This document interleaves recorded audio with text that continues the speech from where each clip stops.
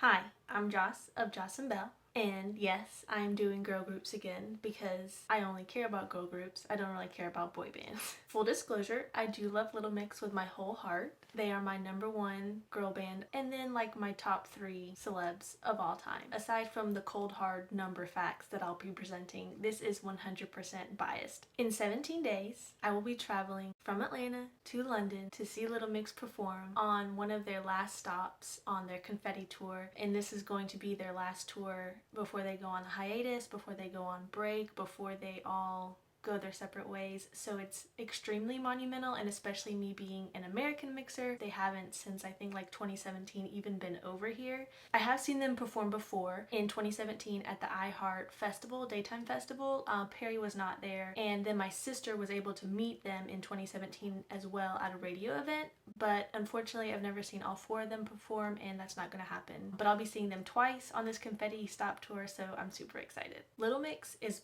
better than the Supremes, better than Blackpink, better than Fifth Harmony, better than Destiny's Child, and better than the UK's precious Spice Girls.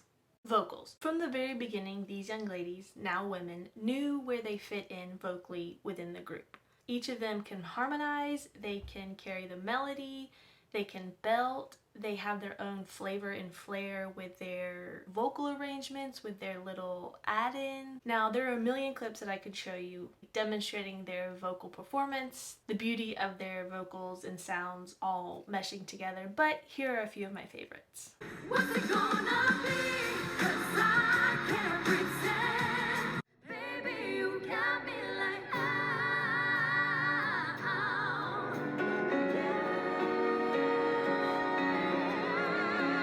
Also, they know when they're off or when the sound isn't meshing well together, which I think is the most fascinating part. So here are 2 examples. You're an alien.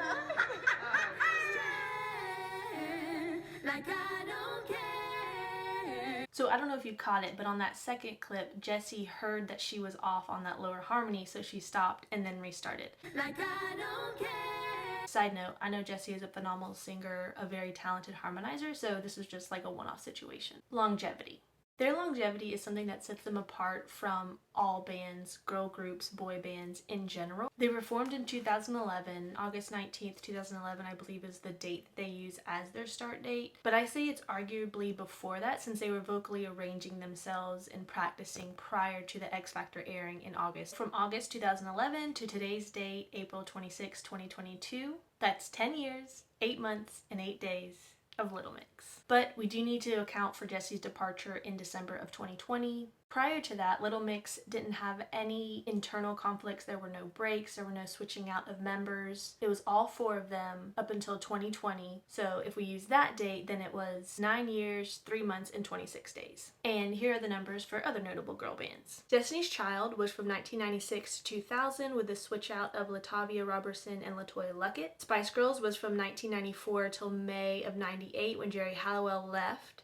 Blackpink, 2016 to present, so they arguably could continue on longer. Fifth Harmony was from 2012 to 2016 when Camila Cabello left. And then TLC arguably has the longest run from 1991 to 2002. They had a tumultuous 2001, 2002 within those final years, with Lisa Left Eye putting out a solo album in 2001 and then unfortunately passing away in 2002. Friendship. And then we were just best friends forever. The greatest contributor for Little Mix lasting so long is their friendship. They've said this in multiple interviews that they wouldn't have lasted as long as they did unless they were friends, and that is what kept them together for so long, have that chemistry. I've watched many interviews and you can always see when one member just isn't feeling it, or if they don't want to answer a question, the other girls are there to pick up the slack, to talk, to engage with the interviewer when one of them is feeling down. So I feel like them being friends helps in that aspect. Now, I understand Jessie left in 2020 due to personal reasons, mental health, and then just wanting a change and something different. But prior to her departure, there weren't any inner conflicts, no fighting, not a toxic environment between these ladies. It was a very wholesome, strong foundation for these girls. I believe this is in large part to Talisa mentoring them on the X Factor and them also having Kelly Rowland. I'm sorry I'm crying, but I'm just so happy for y'all. And y'all have such a great friendship.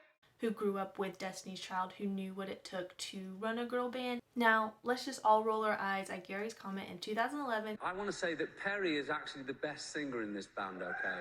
And I think she should be featured a lot more than she is. If you mix all the aforementioned together, vocals, longevity, friendship, you get consistency. From the very beginning, Little Mix set the bar high for themselves as being the only group to win X Factor. So now for some fast numbers. Glamour Awards, they've had 5 nominations and 4 wins. MTV Europe Awards, they've had 14 nominations and 7 wins. iHeart Awards, they've had 4 nominations and 1 win. Each of their albums has been top 5 in the UK charts. They were the most streamed girl group on Spotify in 2021. And for the Brit Awards, they've had 12 nominations and 3 wins spanning from 2016 to 2022. I hope you can see how Little Mix has cemented themselves as one of the greatest girl groups of all time, and personally for me, the greatest girl group of all time. I'm super excited to go see them in London at the O2 in May. I hope you enjoyed this. It was extremely fun to make just because I love looking at all these performances and putting together all the facts and reasons why I love them. So leave a comment down below on who your favorite girl band is, and we'll see you next Tuesday. When'd you have fish and noodles?